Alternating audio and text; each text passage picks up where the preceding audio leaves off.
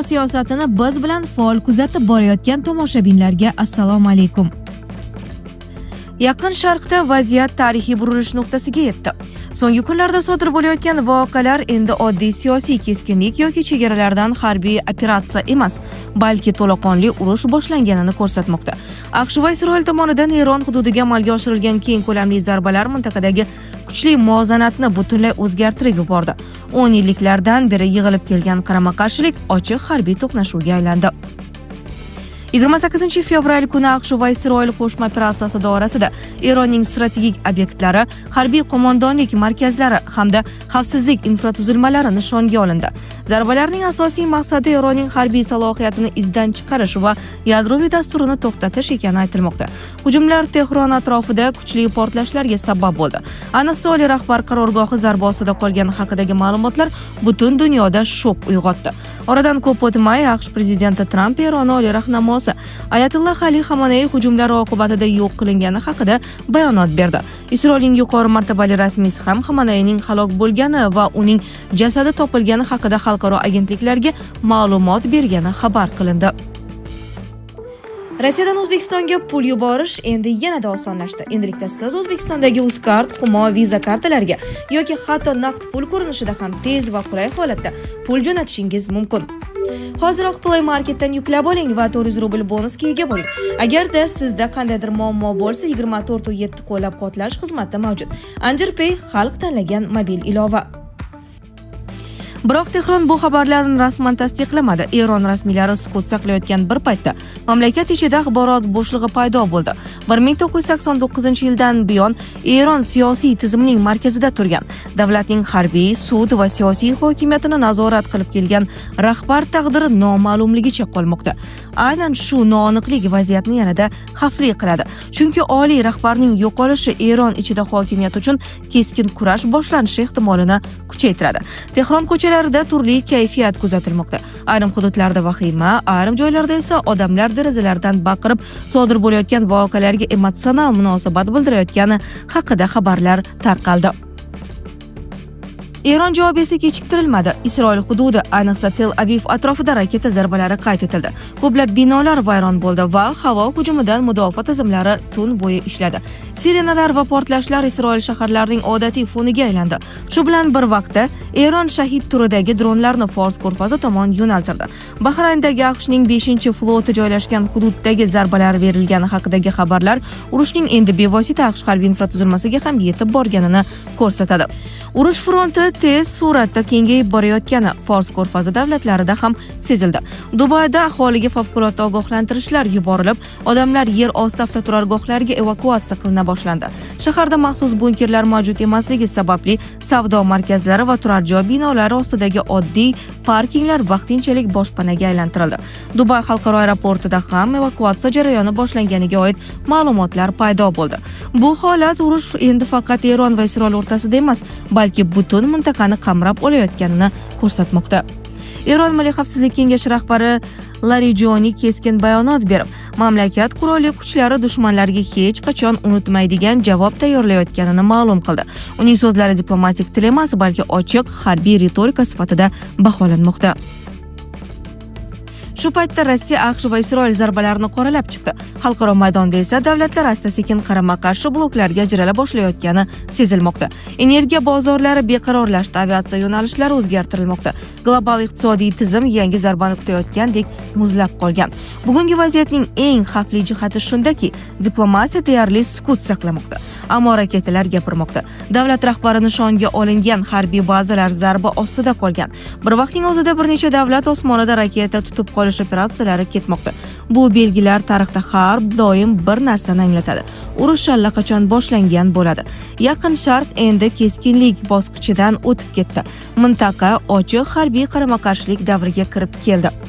Agar vaziyat shu tarzda davom etsa, bugungi tunlar kelajakda yangi global mojaroga yo'l ochgan lahzalar sifatida eslanishi mumkin. Shu paytda Isroilda butunlay boshqa kayfiyat hukm surmoqda. Mahalliy telekanallar Eron oliy rahnamosi Xamanayning ehtimoliy o'limi haqidagi xabarlarni tantanali ruhda yoritdi. Hatto raketa hujumlari davom etayotganiga qaramay, isroillik fuqarolar bomba panohlarida turib ham bu voqeani nishonlayotgani aks etgan videolar tarqaldi. Urush sharoitida ham jamiyatning ruhiy holati keskin o'zgarib, voqealar diniy va siyosiy ramz darajasiga ko'tarilmoqda.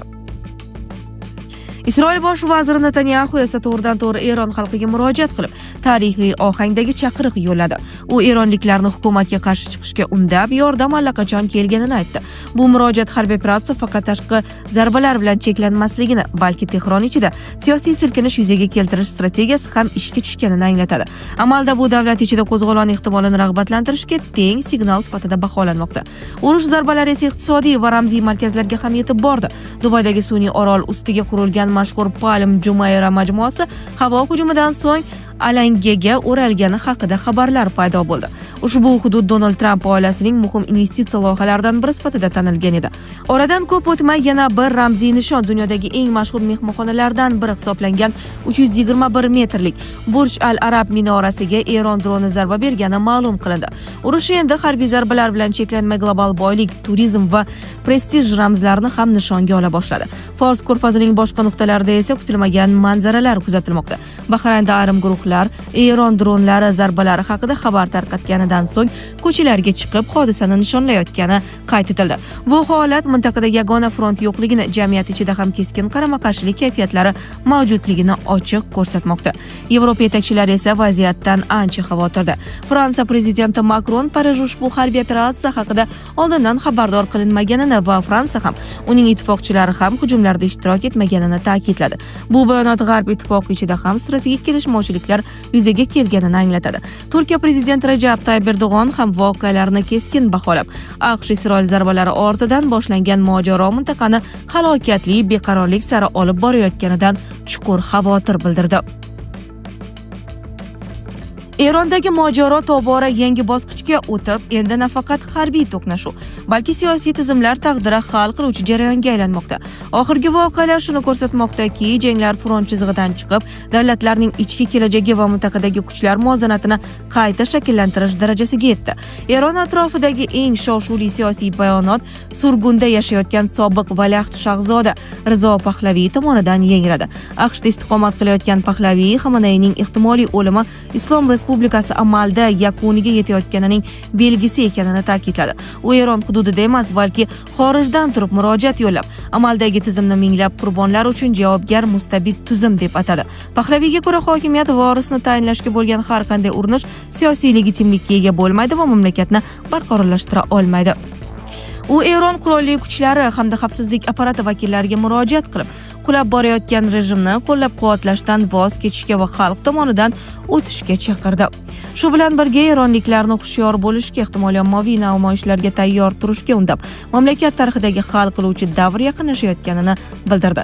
Bu murojaat Eron ichida emas, balki xalqaro siyosiy maydondan berilgan bo'lsa-da, u rejim almashinuvi haqidagi global muhokamalarni yanada kuchaytirdi. Harbiy vaziyat esa shu paytda yanada keskinlashdi. Fox News tarqatgan ma'lumotlarga ko'ra, Saudiya Arabistoni hududida joylashgan Amerika harbiy bazalaridan biri Eron tomonidan hujumga uchragan. Agar bu zarba to'liq tasdiqlansa, mojaro yangi strategik bosqichga o'tganini anglatadi. Chunki AQShning mintaqadagi harbiy infratuzilmasiga bevosita zarba berilishi Washingtonning to'liq harbiy javob berish ehtimolini keskin oshiradi. Agar voqealar shu yo'nalishda davom etsa, hozirgi kunlar Yaqin Sharq xaritasi va Eron siyosiy tizimi qayta shakllana boshlagan davr sifatida tarixda qolishi ehtimoli tobora kuchaymoqda. Eron Islom inqilobi qo'riqchilari korpusi harbiy dengiz floti ultra qisqa to'lqinli radio orqali kemalarning Hormuz bo'g'ozini kesib o'tishi taqiqlanganini e'lon qildi. Bu haqda Yevroittifoqning Aspides dengiz missiyasi vakiliga tanib Reuters xabar berdi. Ushbu bo'g'oz dunyodagi eng muhim neft eksport yo'nalishi bo'lib, u orqali Saudiya Arabistoni, Eron, Iroq va Ba'dan yoqilg'i yetkazib beriladi. Bundan oldin Bloomberg garchi bu yo'l ochiq qolayotgan bo'lsa-da, tankerlar Hormuz bo'g'ozini kesib o'tishdan qochishni boshlagani haqida yozgan. Xususan, Yaponiyaning Nippon Yasen KK kemachilik kompaniyasi o'z kemalariga ushbu bo'g'oz orqali o'tmaslik haqida ko'rsatma bergan. Gretsiya ham o'z savdo flotini ogohlantirgan.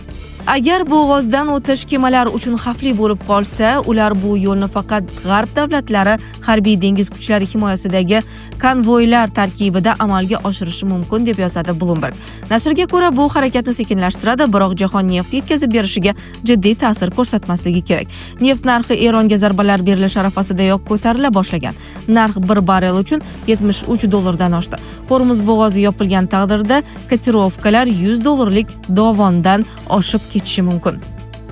Sizlarga yetkazmoqchi bo'lganlarimiz shulardan iborat edi. Dunyo yangiliklaridan uzoqlashmang.